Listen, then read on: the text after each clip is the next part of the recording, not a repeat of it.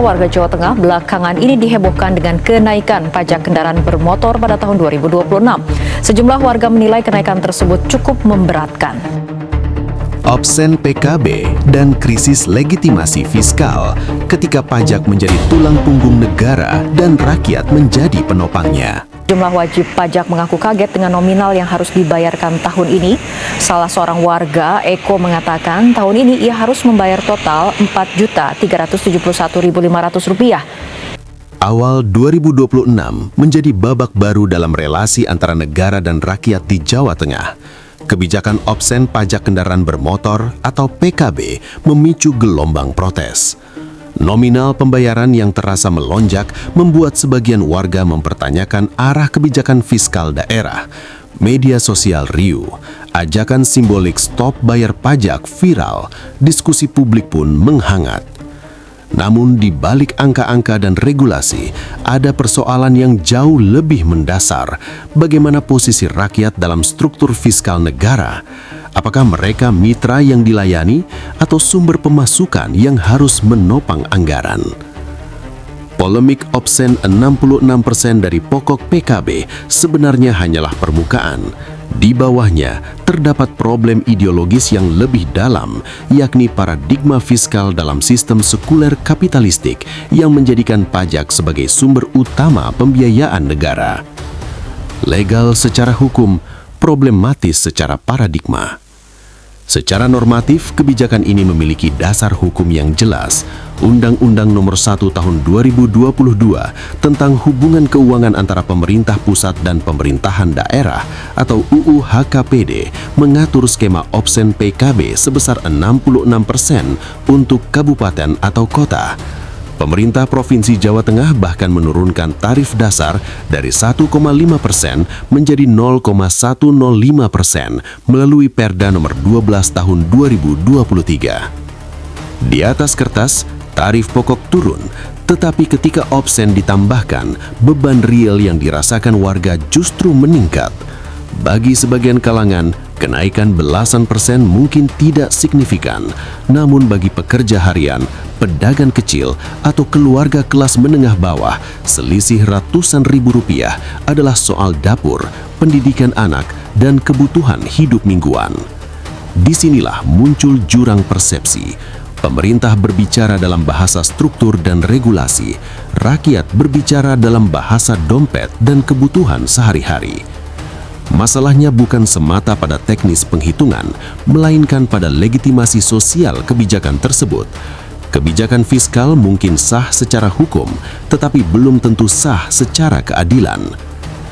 Pajak dalam sistem kapitalisme, sumber utama yang tak terelakkan. Dalam sistem ekonomi kapitalistik modern, pajak adalah instrumen vital.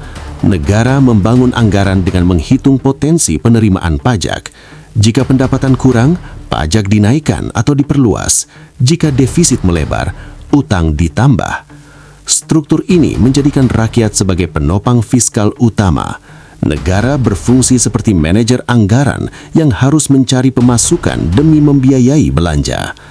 Konsekuensinya jelas, ketika kebutuhan anggaran meningkat, tekanan fiskal akan turun ke masyarakat. Absen PKB adalah salah satu manifestasinya. Yang perlu dipahami, persoalan ini bukan khas Jawa Tengah. Ia adalah gejala sistemik dalam negara-negara yang menganut paradigma sekuler kapitalistik. Pajak bukan instrumen darurat, melainkan instrumen permanen. Selama negara bertumpu pada pajak sebagai tulang punggung, maka setiap fluktuasi fiskal akan berujung pada penyesuaian beban rakyat. Sistem bernegara dalam syariat Islam, negara pelayan bukan pemungut. Perspektif Islam ideologis menawarkan kerangka yang berbeda secara fundamental. Dalam sistem Islam, negara bukan entitas yang hidup dari pungutan rutin rakyat. Pajak atau daribah bukan sumber utama dan bukan pemasukan permanen. Ia hanya dipungut dalam kondisi darurat ketika kas Baitul Mal kosong dan kebutuhan mendesak harus dipenuhi. Bahkan dalam kondisi darurat pun, pajak hanya dipungut dari kaum muslim yang mampu, bukan dari seluruh rakyat secara indiskriminatif. Sumber utama pendapatan negara dalam Islam berasal dari kepemilikan umum seperti tambang, energi, dan sumber daya alam strategis. Kepemilikan negara seperti tanah harajiah dan aset publik. Pos-pos syar'i seperti kharaj, jizyah, dan fai. Artinya, negara tidak menjadikan rakyat sebagai objek fiskal rutin. Kekayaan publik yang besar dan strategis dikelola negara untuk kepentingan umat. Dalam paradigma ini, posisi rakyat bukan sebagai pembayar permanen, melainkan sebagai pihak yang dilayani dan dijamin kebutuhannya. Akar resistensi, keadilan yang tidak terlihat. Protes terhadap opsen PKB bukan semata soal nominal. Kritik paling tajam muncul pada pertanyaan manfaat. Jika pajak naik, apakah jalan lebih cepat diperbaiki? Apakah pelayanan publik meningkat signifikan? Apakah kesejahteraan masyarakat terasa membaik? Dalam sistem sekuler, legitimasi fiskal bergantung pada persepsi manfaat. Ketika manfaat tidak terasa, resistensi tumbuh. Dalam Islam, legitimasi tidak hanya berbasis persepsi, tetapi berbasis kewajiban negara untuk menjamin kebutuhan dasar rakyat, pangan, sandang, papan, pendidikan, kesehatan, dan keamanan. Jika kebutuhan dasar belum sepenuhnya terjamin, sementara pajak terus dipungut, maka problem legitimasi akan semakin dalam. Kompetisi fiskal antar wilayah, gejala fragmentasi. Perbandingan dengan Jawa Barat, Jawa Timur, dan Yogyakarta memperlihatkan perbedaan kebijakan. Sebagian daerah memberikan insentif tambahan agar dampak opsen tidak terlalu terasa. Fenomena ini membuka potensi kompetisi fiskal antar provinsi. Jika beban pajak berbeda signifikan, perpindahan registrasi kendaraan di wilayah perbatasan bisa terjadi. Dalam sistem negara bangsa modern, fragmentasi fiskal seperti ini dianggap wajar. Setiap daerah memiliki strategi masing-masing. Namun dalam perspektif Islam, wilayah bukan entitas fiskal yang bersaing. Kekayaan adalah milik umat secara kolektif. Distribusi dilakukan berdasarkan kebutuhan, bukan kemampuan memungut pajak. Paradigma ini menghapus kompetisi fiskal yang berpotensi merugikan daerah tertentu. Reformasi tanpa perubahan sistem, tambal sulam berulang. UU HKPD disebut sebagai reformasi untuk memperkuat kemandirian fiskal daerah. Namun kemandirian dalam paradigma kapitalistik berarti daerah harus pintar mengoptimalkan pungutan. Ia bukan kemandirian dalam mengelola kekayaan umum. Selama sumber daya strategis seperti tambang, energi, dan infrastruktur vital tidak sepenuhnya dikelola untuk kepentingan publik, tekanan fiskal akan terus berulang. Hari ini kendaraan bermotor, besok pajak properti, lusa pajak konsumsi atau retribusi baru. Reformasi fiskal tanpa perubahan paradigma hanya menghasilkan siklus kebijakan tambal sulam. Krisis yang lebih dalam, relasi negara dan rakyat. Polemik opsen PKB memperlihatkan sesuatu yang lebih besar, yakni adanya krisis kepercayaan. Rakyat merasa dibebani, pemerintah merasa sudah sesuai aturan. Keduanya berbicara dalam kerangka berbeda. Dalam Islam, relasi negara dan rakyat bukan relasi fiskal semata, tetapi relasi amanah. Penguasa adalah ra'in, pengurus, bukan pengambil manfaat.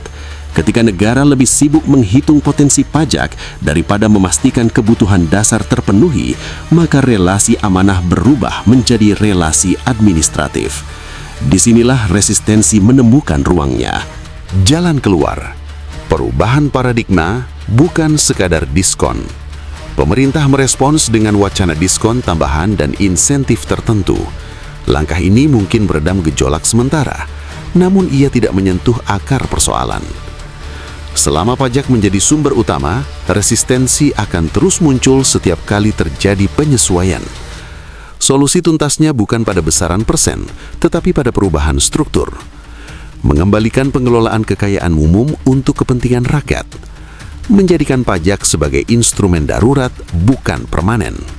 Menguatkan fungsi negara sebagai pelayan, bukan penarik pungutan rutin. Tanpa perubahan ini, setiap kebijakan fiskal akan selalu berada di bayang-bayang krisis legitimasi. Penutup, problem utamanya sistem, bukan sekadar kebijakan. Opsen PKB di Jawa Tengah adalah cermin.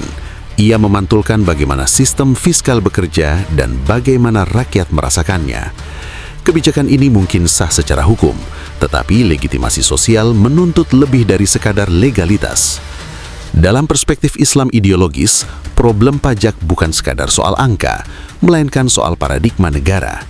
Apakah negara berdiri sebagai pengurus umat atau sebagai entitas yang bertahan dari pungutan rakyat?